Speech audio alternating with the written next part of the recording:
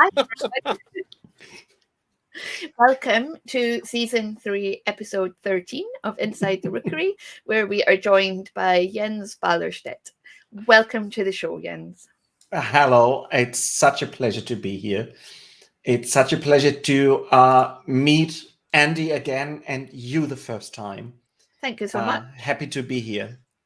We're pleased to have you. As always, we've got loads of questions pre-submitted from patrons and friends on our Discord server. Due to a slight we're already live. Oh my God. Would you like to introduce yourself before we get to the pre-submitted questions? I can. So my name is Jens. I'm from Germany and I'm in the role-playing industry forever. I've worked for fantasy productions who brought, in the former days, D&D, Shadowrun, and Earthdawn to Germany. I worked as an author for Shadowrun, for Genesis, for some other games also. Worked as a marketing manager for Ulysses Spiele, which is one of the biggest role-playing companies in Europe. And now I've got my own company, a small, cozy one, a bit similar like Andy. So worked with the big ones. Now I'm a small one. And I'm really happy with it. And I worked as a marketing manager for Ulysses Spiele. And my job was setting up all the crowdfundings. And also for fantasy production, I've also done marketing and specialized a bit on online marketing and all this stuff. And this is why I'm here, I suppose. No. Okay. Okay, so Seagoat asks, why crowdfund rather than looking for investors for your project? Good question. I think there are two reasons for that. First of all, crowdfunding is not only about funding. This is only one half of this work. It's also about crowd. So one effect of the crowdfunding is, of course, that you get financed, that you get money. The other effect is that you gather a crowd for your game, and that you gather people who fall in love with your game and want to have it and get hyped for your game. So one really important component of modern crowdfundings is the marketing stuff, that people talk about it. And this is the marveling thing about crowdfundings, that if you participate in crowdfunding, you will get more if you get others to participate too. So you want to talk to your friends. Have you seen this? Please participate, because you get more if your friends join in. So and even if you're not even friends, they can strangers. So just talk to strangers on the street about this new game. They will look at you like you're crazy, but in the end, it will pay out. So one important point is the crowd in crowdfunding, which I think makes it better to do a crowdfunding. And the other thing is, if you find an investor, then he invests, and then he will want to get money back. And so he will give you money in advance, but you will not only have to pay this money he is giving you back, you will also have to make it pay out for him. So you give him more money back. So an investor it can be a good thing, but I think in the end, the crowdfunding is the more modern way, which will pay out in the end. It's more work, but it pays out in the end, I think. It gives control back to creators, doesn't it? As you say, if you have an investor, that investor sometimes just wants to give you money to get money back, but sometimes that investor will have an opinion, a view, and you might not want to relinquish control over your own creative endeavors. This is the next point, that you give the control on your project in the hands of someone else. And there are several kinds of investors, but most of them are doing it strictly to earn money and to get some benefit out of it. What is okay, totally is okay. But you have to keep it in your mind that they don't do it because they want to help you and be kind to you. They want to profit. That's it. If you want to pay these profits, then an investor is totally fine for you. Thank you, Zoltan, for doing the ping on Discord. Seagoat said, this is the most professional episode so far. I cannot do anything other than wholeheartedly agree with that statement. It is not fake news. It is, in fact, fact. Yeah. Seagoat has also followed up. His question was, there's a lot of legwork to do to promote your own project, and unless you can market successfully, the crowd might not follow. Yeah, you do see Kickstarters and other crowdfunding projects that look really interesting but never quite take off. I think we'll come to some questions about that later, so I won't steal anyone's thunder for them. So Kilishandra has asked, do you think that larger companies using platforms like Kickstarter drowns out efforts from smaller companies or individual creators? No. Short answer.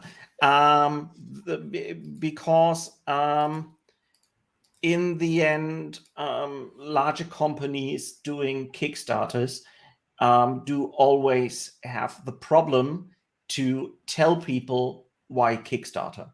While the smaller companies, everyone understands why Kickstarter. They want to support you. There are, I think, crowdfundings for big companies is a total different party than the crowdfunding for smaller companies. And in the end, I think there are different people joining these crowdfundings. Many people join crowdfundings not only to get the books. They join crowdfundings because they like you. Just look at Patreon. They are going to Patreon not only to get something out of it, but to help smaller companies. And this is also the fact on Kickstarter or other crowdfunding platforms. If the smaller companies are doing it, they always, people look more sympathetic on them. And things don't have to be that perfect if a smaller company is doing things like that. People are going to say, well, they are small. Please go write your books. We want to see your books. And that's okay if there are smaller mistakes. If a bigger company is doing even the smallest mistake on a Kickstarter, it right around fires back at them. And I know it because I've went through it. Totally. I've been there. This fires back on you. I don't know if the question is so answered Seagoat's followed it up with a controversial challenge here. I believe they do, especially where big companies get promoted within the crowdfunding platforms ahead of those smaller companies.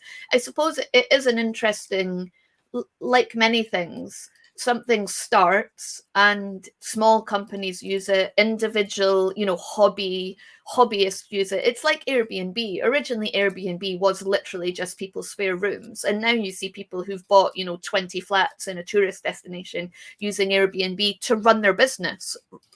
So I do sort of see Seagoat's point that if you're running your own business, why would you want to use Kickstarter when you already have that capital available to you?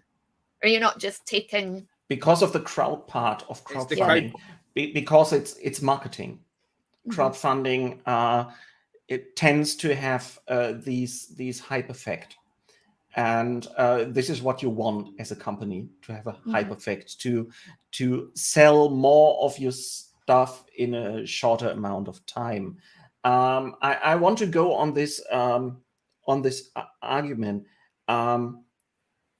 Yes, there are now bigger companies using crowdfundings in a different way than the smaller ones. And yes, the big platforms like Kickstarter are promoting these crowdfundings of the bigger companies, but they are not promoting them because they are bigger companies. You don't have to make the mistake that you think that there are people at Kickstarter looking through these 100,000 Kickstarters each month and deciding which of them to provide. This is an algorithm. And if you have a really high altitude in the first 48 hours, then your crowdfunding will be promoted. And if you don't, then it's not. And this means these peak of people financing your project doesn't come throughout this platform. It came through work you've done beforehand. Yeah. And not on Kickstarter. This is the legwork you talked about, and this is lots and lots and lots of work. Half a year before you even can spend money on a Kickstarter page, companies will have to talk to influencers, to people out there, and to build up the crowd for your game. And bigger companies have more people who they can throw on these projects to work on these projects, and they can put more hours and more effort in it. So this is not so much the crowdfunding platform, but the social media platforms. On that note, RoboPapa has asked, what kind of social media presence would you say is necessary to give a campaign the chance to succeed? All of them. Yeah, accurate. The time where you say, well, you have to go to Facebook, or you have to go to Instagram, or you have to go to TikTok, or what else, it's over. The magic word is called multi-channel marketing. You will have to do your own Discord channel. You will have to talk to people on Facebook if you have a product that reaches out for people that are older than 35. If you want to reach out to people from 25 to 35, you will have to go to Instagram. If you go below, you will have to do some TikTok marketing. So you have to know the customer you want to reach. You have to know your product and whom you want to sell it. And there you have to do your marketing. And you have to use influencers and all this stuff. And the more channels you use, the higher is the effect you get in the end. So the answer is not there is this one social media platform you will have to use. You will have to use all of them. We as Lurch und Lama, we have a Twitch channel, a YouTube channel, we have a Discord, we have a homepage, Instagram, and Facebook. We don't have TikTok because we are old people, and no one would believe us doing fun on TikTok. This would not be authentic. TikTok's broadened out quite a lot lately. If you go on TikTok, there's an awful lot of people who are older than 12. Yeah, they are. But I think that the point is that I have to be authentic. And I have to understand the marketing I do. And I feel too old for TikTok. This is more the point. That's not me. I would have to change myself, and people will recognize it. So I leave TikTok to others. I would use TikTok if Jens danced on it to promote a game. I would too. If I would dance on TikTok, oh my gosh! I once turned my hair green because of a sentence like that. So yeah, we will see. So Smiling Tom says, "Oh, Smiling Tom, your cat. Oh. Is it your cat? it's so Smiling Tom lost his cat this week, so I Oh think my he's gosh. changed his picture in memory of his wee cat. So I'm Feel sorry, you. Smiling Tom. You lost my tomcat last year, and it totally destroyed me for a month. So Smiling Tom says, I remember what it was in 2015 and what it is now. In my experience and that of friends that have run Kickstarter campaigns for board games, it's actually an investment in advertisement that, of course, you factor in, but it increases notably the target dollars. Yeah. That's right. So we'll go back to one from Seagoat. Apart from Kickstarter, what other options are there for crowdfunding your games? And is Kickstarter simply the best of a bad bunch? Jens mentioned Patreon earlier, and we couldn't go without saying thank you to our patrons when someone mentioned Patreon to say they support this live stream. So thank you so much. Yeah, Patreon is also some kind of crowdfundings.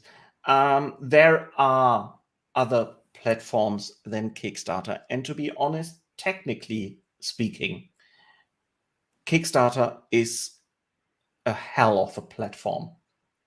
It's terrible. you don't get much support technically from Kickstarter.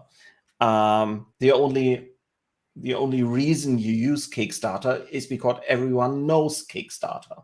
Yep. This is the only reason.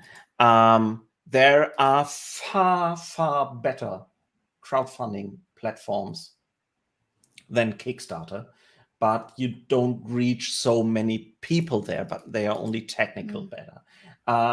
For example, there's one Game on Tabletop, which is the biggest European platform for gaming crowdfunding.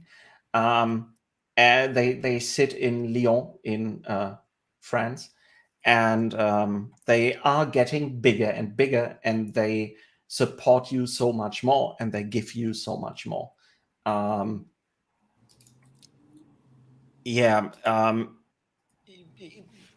crowdfunding platform you use, again, depends on where you do your crowdfunding, in which country, and for whom.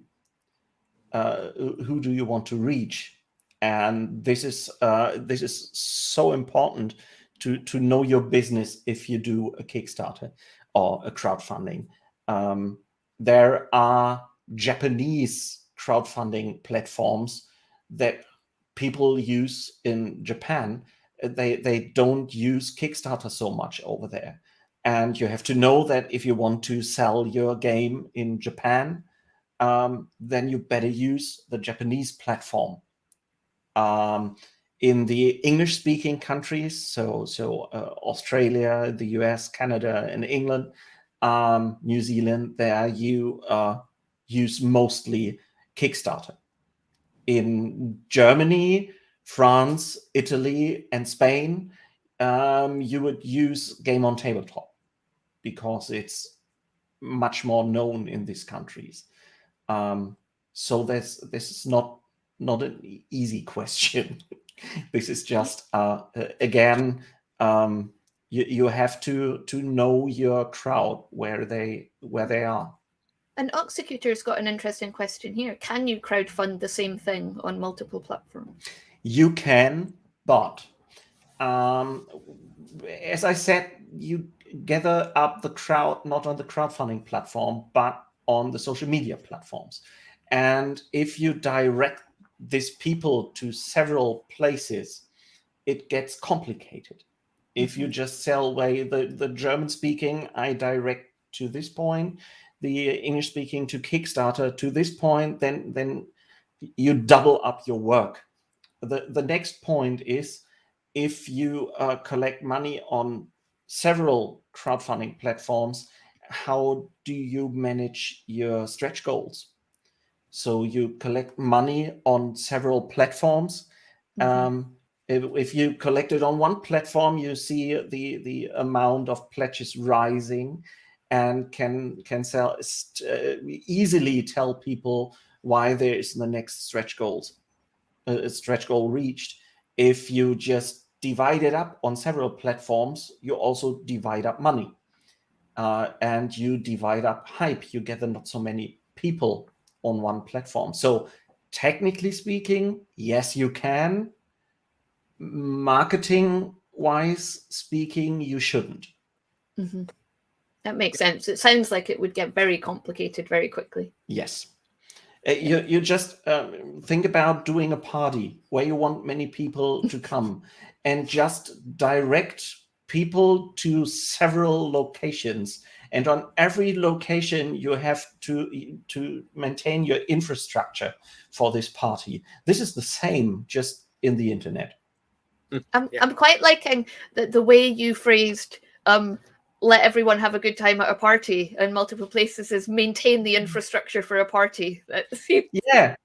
And crowdfunding should be a party for everyone. Yeah. This is the feeling you should give your backers, that they are joining in an event, a party, and not just technically buying things.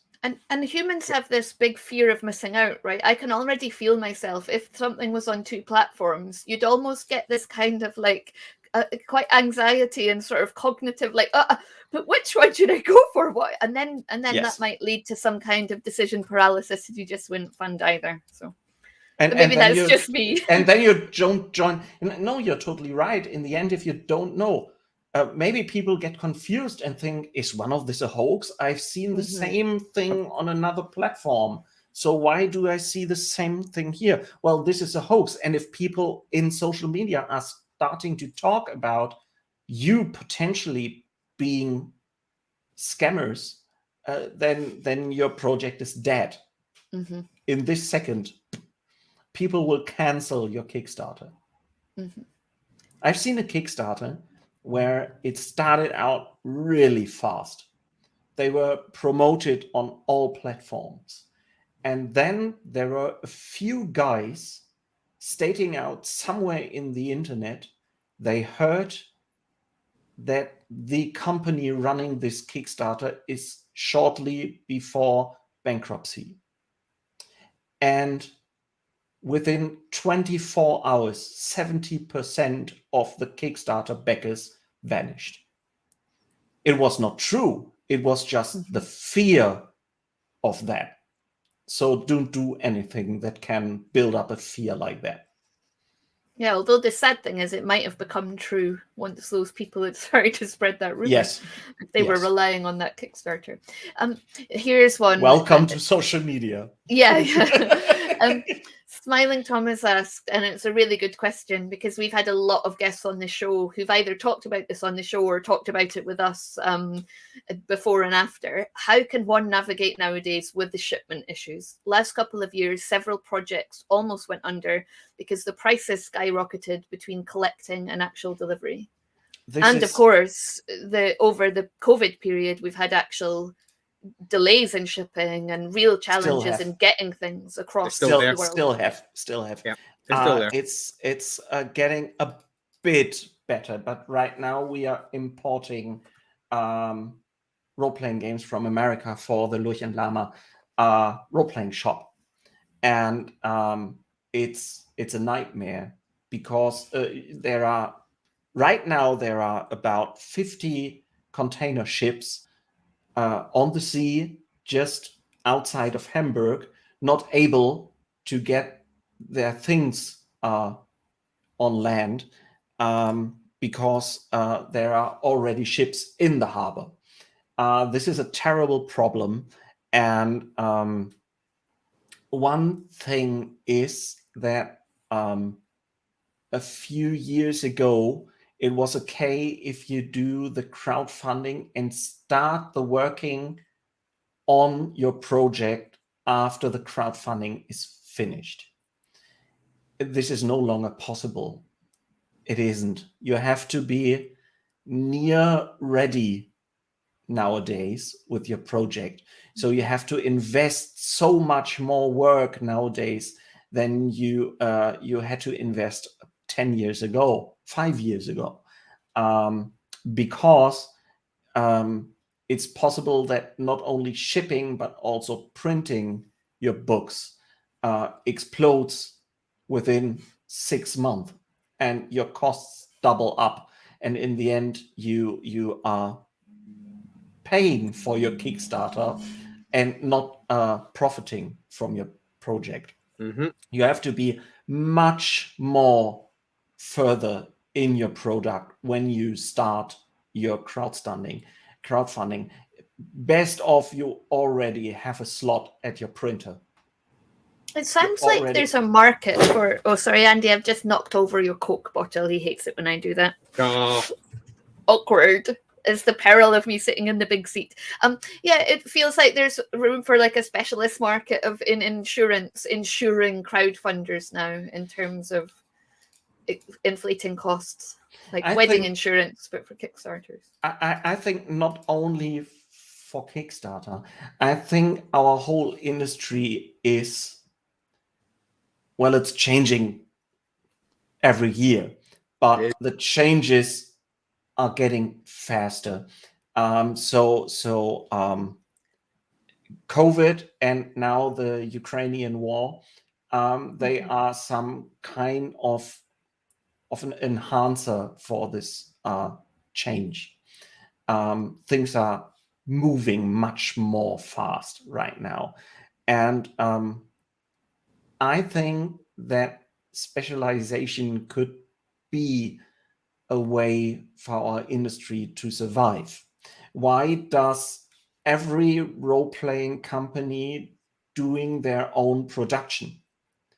Why isn't there a production specialist only producing books for role-playing companies?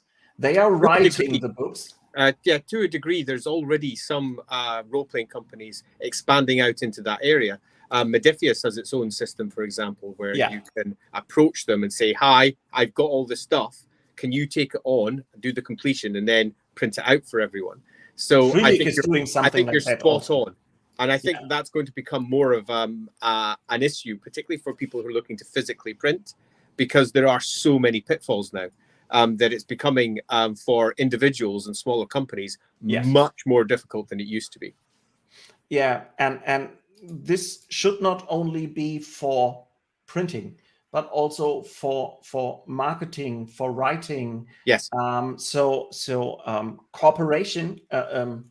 Cooperative working of specialized teams, I think, can be a chance for our industry, because if you have one company producing, or 2 or 3 or whatever, then they get better prices because they print more.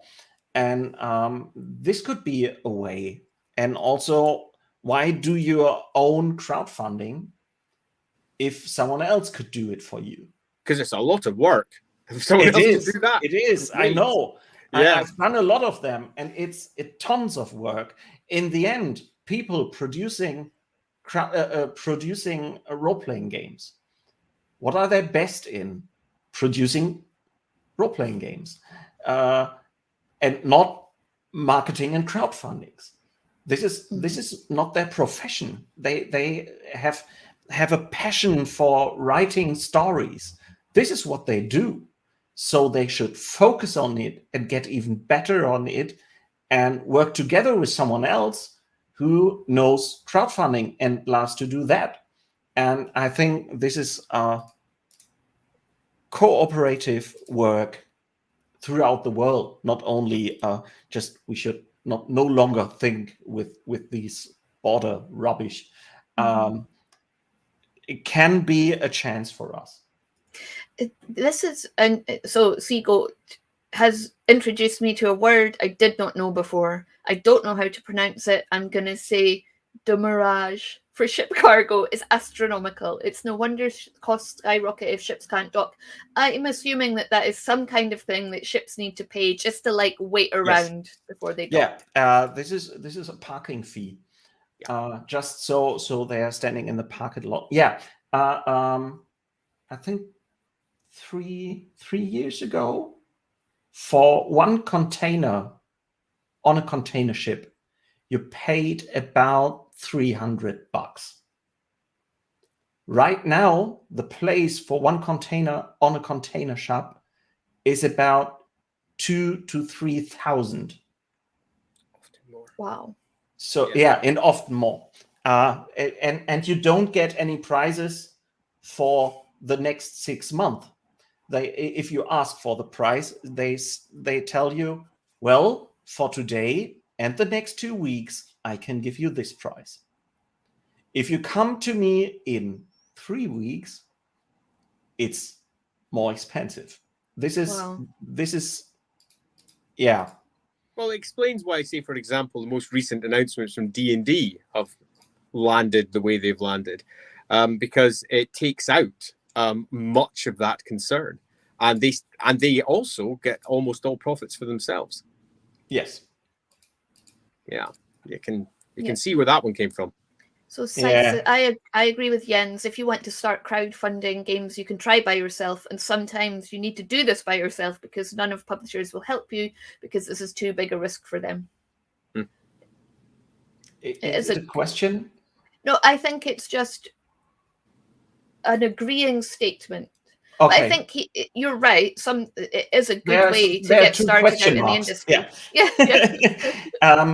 It is. It is a good way to start in the industry.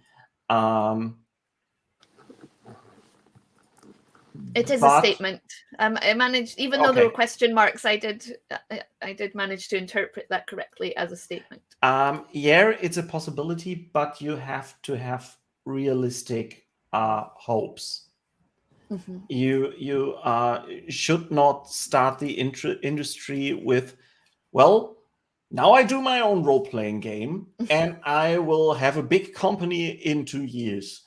No, just start off with this crowdfunding and start off beside hand of the job you earn money with. There is an Australian really small role-playing company who's doing one crowdfunding after the other. And they bring out role-playing fanzines. It's not a fanzine, but it's a fanzine format. They bring out adventures and 5e stuff and things like that. And they just do it for fun. In every crowdfunding, they sell out 100, 200 of these leaflets, and they have fun with it. And they start to get bigger and more known. But I don't think they do it for a living. I can't stress. I can't stress how much the reality of crowdfunding does not necessarily match everybody's expectation. Because if you don't have the marketing in place, if you don't have the people already there lined up, ready to press click for you, then your crowdfunder very likely will fail. I have seen several from people who are friends and friends of friends who were big names in the industry, so to speak, moved their project over to Kickstarter, expecting it to do well, often off the back of their own individual situation, and it did not. It sometimes failed, and or they withdrew it, or worse, it passed just, meaning that they were left with many of the costs and none of the benefits of building up a large Kickstarter, followed by a lot of stretch goals, followed by hopefully a lot of enthusiasm and many customers who are engaged with that particular product. If you just pass and you just meet a minimum amount, you've almost kicked yourself in some respects. It's almost better to fail for some Kickstarters. Yes. Mm-hmm. And many people doing their first crowdfundings get carried away by their own hype. So people are telling them, this is so great, and every day they hear it. And because we want to hear it, we are human beings. We want to hear people telling us that the things we do are great. You're great. They tell us, thank you so much, Andy. You two are also two of the greatest people I know. I'm feeling like two of the greatest people just now. and then they get carried away. They do another stretch goal and another stretch goal and another stretch goal, and not calculating. And in the end, they see, well, this crowdfunding costs me $5,000 in the end, because I made presents to people, many presents, and these presents had to be printed. Wow, and this costs money. Interesting. And this happens. I've seen this happen to professionals who are in the industry very long, gotten carried away by the hype of their own marketing campaign. Yeah, I've seen I've brought up. Sorry, I was just going to say I've brought up the question from Kilishandra, which we're kind of covering. What words of warning would you give to someone running their first crowdfunding campaign? So, Andy, sorry. So right in the middle of it. Yeah. Business plan. That's what I suggest. Have a very clear, consistent business plan to ensure that you don't accidentally cost yourself quite a lot of money. I know several people who were publicly going, best Kickstarter ever, I'm delighted, and behind the scenes they were weeping because unexpected costs got in the way, particularly during the Brexit era, when that was going very poorly alongside COVID, and then that spark of war. All of that together ended up meaning that a host of printers that were previously very solid suddenly weren't anymore. And all manner of difficulties started popping up. And I know a few people who did Kickstarters who were privately crying. Yes. I also know some of them. Well, first of all, plan your things very, very, very well. This is the biggest part of your crowdfunding, and I don't mean plan your product, but plan your campaign. On what point of the campaign you want people what to know, on what kind of amount of money you will put in what stretch goal. And when you have done this plan, stick to your plans. Don't panic throughout a crowdfunding and do changes to your crowdfunding campaign. I know it. There's always someone who means well, just standing beside there. What you have to do is you have to change this and do that. This is, well, in the first minute, you might think this is a great idea, but in the end, the chaos you have in your shipment, because all your tables don't match each other any longer, and you don't know who gets what, and shipment is expensive, but second shipment, because you sent something wrong, is even more expensive. So stick to your route. And if you do a change, don't do it within an hour. Yes, I know crowdfundings have these special kind of tempo, but you can do it the next day. Plan your change. Just talk with someone who is in the project, and the next day you do the change. This is fast enough. Only if you have some effect like 70% of your Kickstarter backers are turning away, then you should react really fast. But most of the change, don't do last minute changes to your crowdfunding. You will hate yourself in the end of the crowdfunding and just want to cry in a cushion. And first the crowd, then the funding. Give yourself time, build up a crowd, and when you have the crowd, then talk to them about the possibility of doing a crowdfunding. And if it's perfect, then they think it was their idea.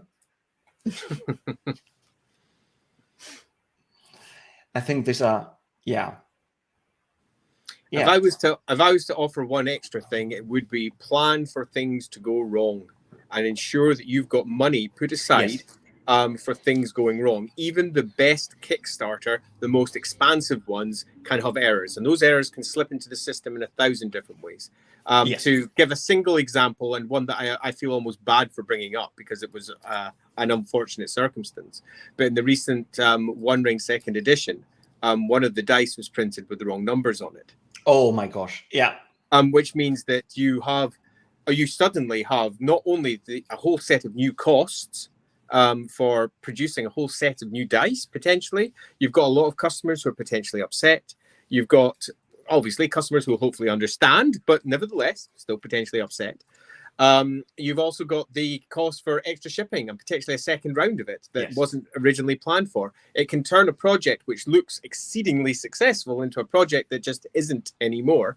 And if those big, successful Kickstarters can make errors, trust me, so can all the other ones as well. So ensure that whatever you have prepared is ready to hit a wall, a financial one, and prepared to take that hit and still hopefully fulfill. And only bite so much like you can swallow. You can easily do a crowdfunding with 10 components in it, with books and maps and dices and boxes and dice trays and dice towers. And you can, this is easy. You can set it up, but you have to produce that all at the same time. You don't do it like a company usually does, one by the other. Because if you do it one by the other, then the book is produced and printed and comes to you and is in your warehouse. And then the next one is coming into your warehouse and it's standing there and costing you money. The best thing that can happen is that all your stuff for this crowdfunding is delivered to your warehouse in about 4 weeks' time. So the dices, the books, the boxes, the maps should all be in your warehouse in about 4 weeks, and then you will have to send it out in 2 days. Yep. And I mean, that was exactly the case, for example, to use a product that both Jens and I discussed in the past, the Warhammer Fantasy Roleplay Starter Set. That box was printed in a completely different place to the books, which are printed obviously in a different place to the dice.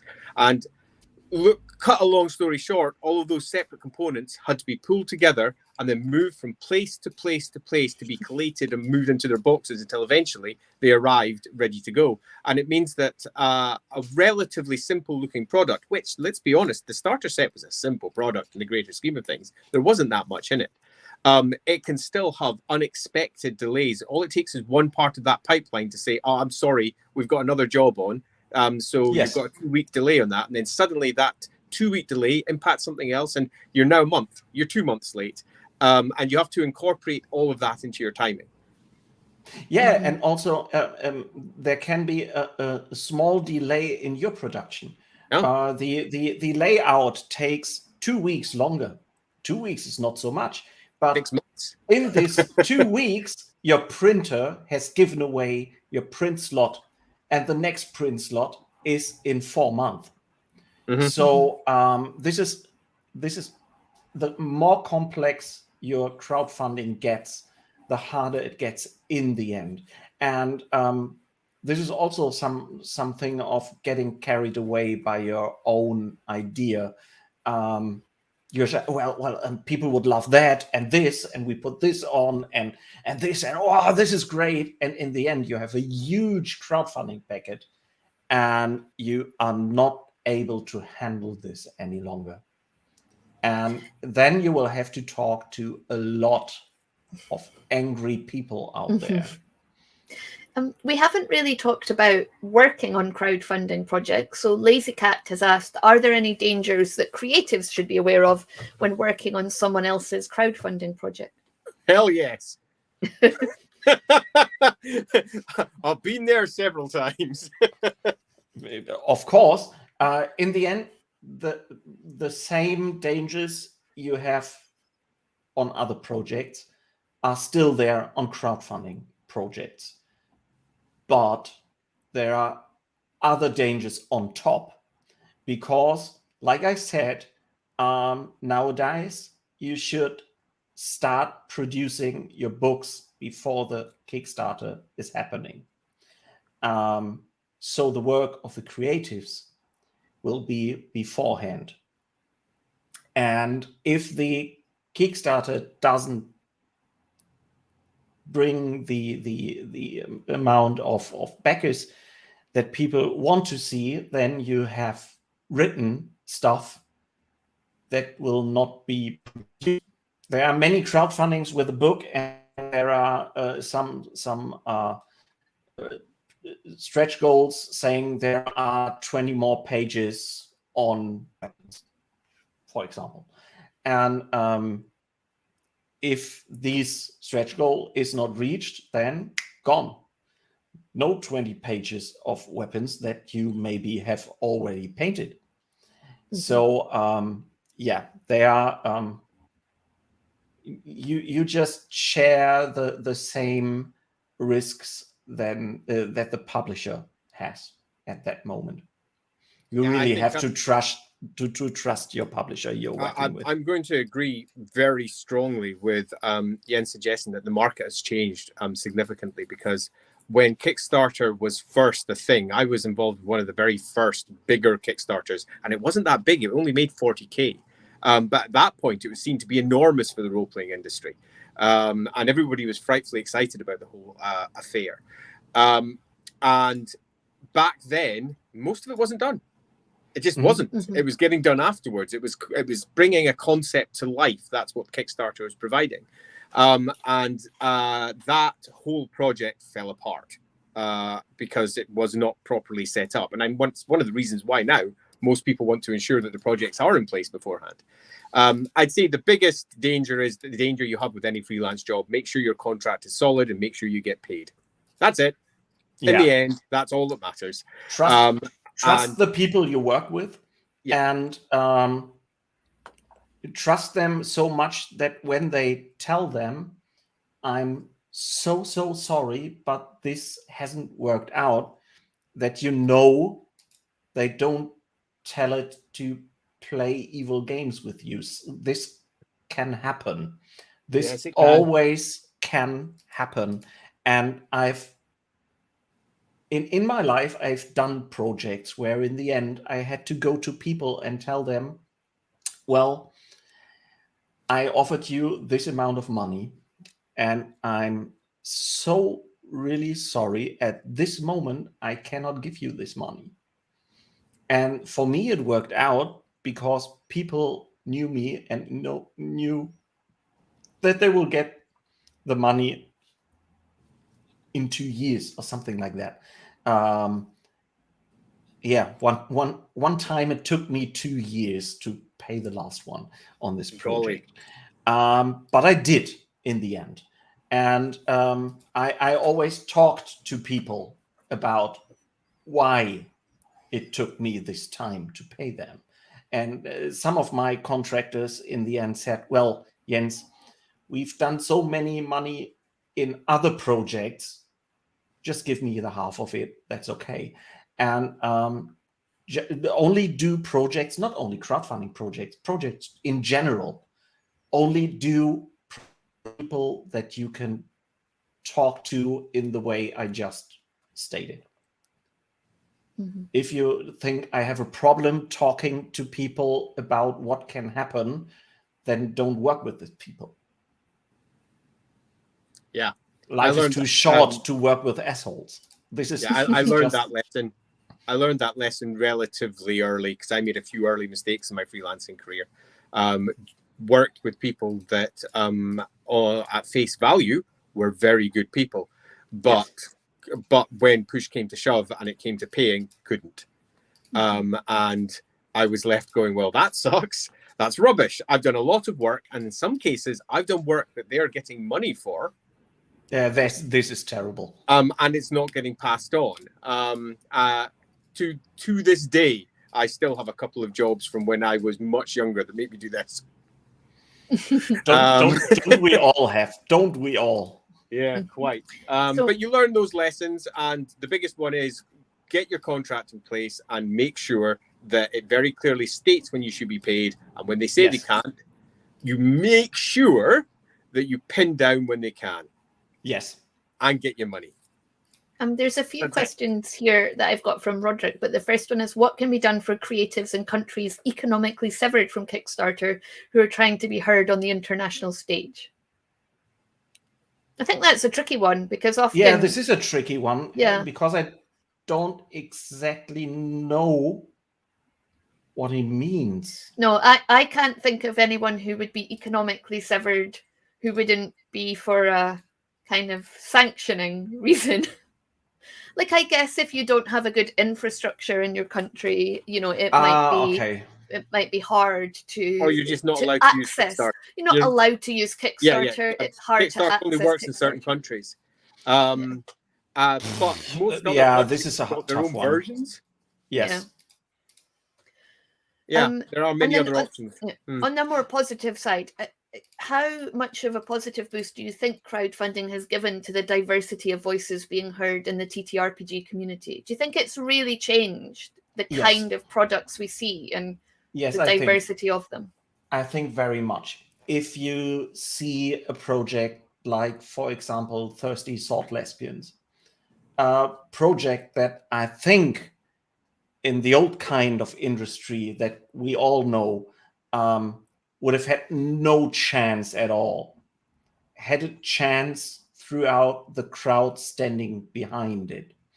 And this is not only through crowdfunding that these voices of diversity get more likely heard.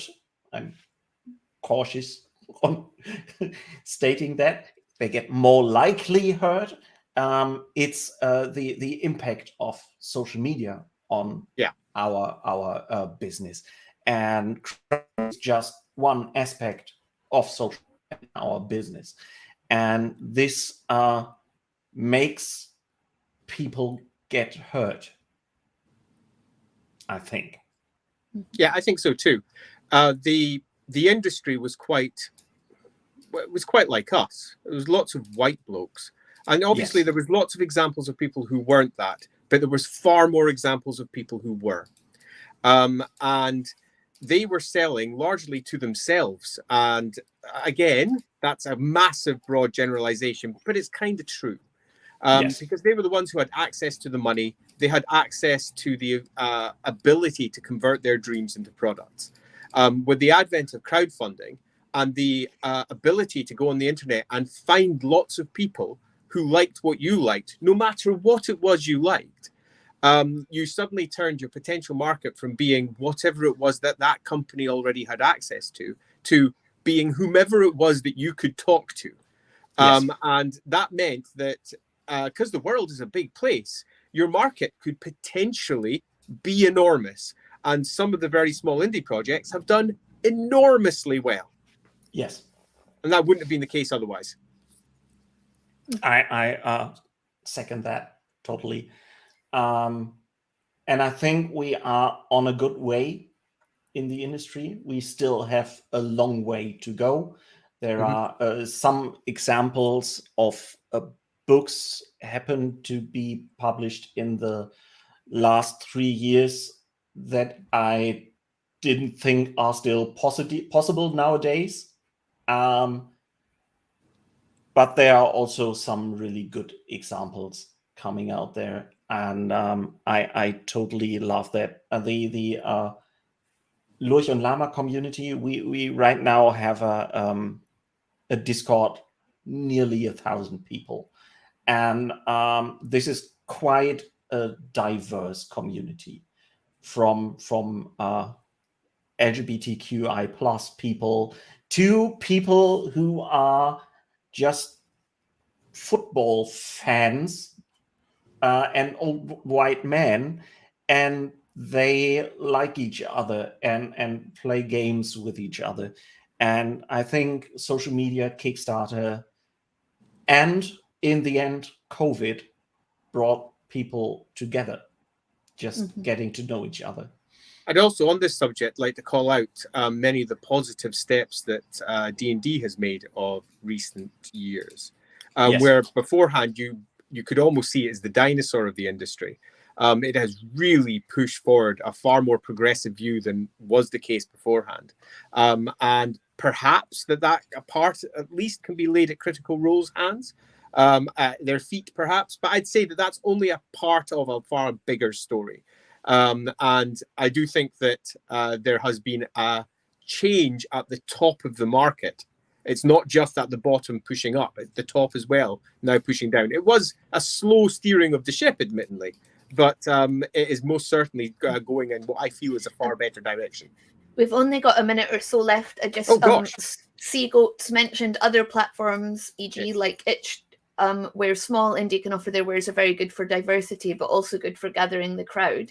And one thing we didn't talk about today, which we maybe need to do a completely other stream on, is how things like Midjourney and algorithmically created art will affect crowdfunders in future, and just the industry in general. And affect the industry as a whole. We talked before that the industry, before we started, we talked about how the whole industry is just changing so much right now. And I would totally love to do another chat about where the journey might go, and to talk about where we want it to go maybe, and where we fear it to go. And this would be, I think this could be a really interesting talk. I think so too. Agree. We would love to have you back. I would totally love to be here. I totally like to have my own computer. Yes. and a working microphone. And a working microphone for me. What a disaster. But you would never have known if we hadn't told you. But you know, that's just the kind of people we are. So thank you so much for joining us tonight. Thank you to everyone in the chat who brought really good comments and questions that kept our discussion alive.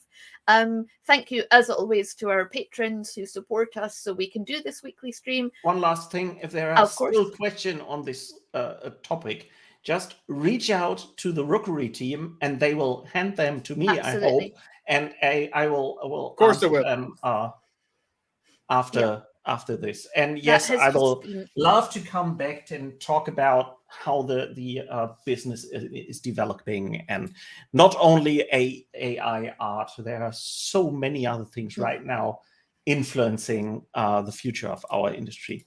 Yes. Thank you. And so until that time, all that remains for me to say tonight is goodbye. And Andy, who will we have on next week? I don't have it in front of me. Normally, you don't have it in front of you. You did the program. You know who's next. I've seen an author. I've seen the picture. It's Paul Mitchener on Paul next Mitchener, week, of course it is. I can't to talk about I just made history. Yeah, history in tabletop RPGs. I'm really excited about that. I love history and I love RPGs. What could be better than talking about them? Thank you so much to everyone, and we'll see you again soon. Oh, wow. Bye. Bye-bye.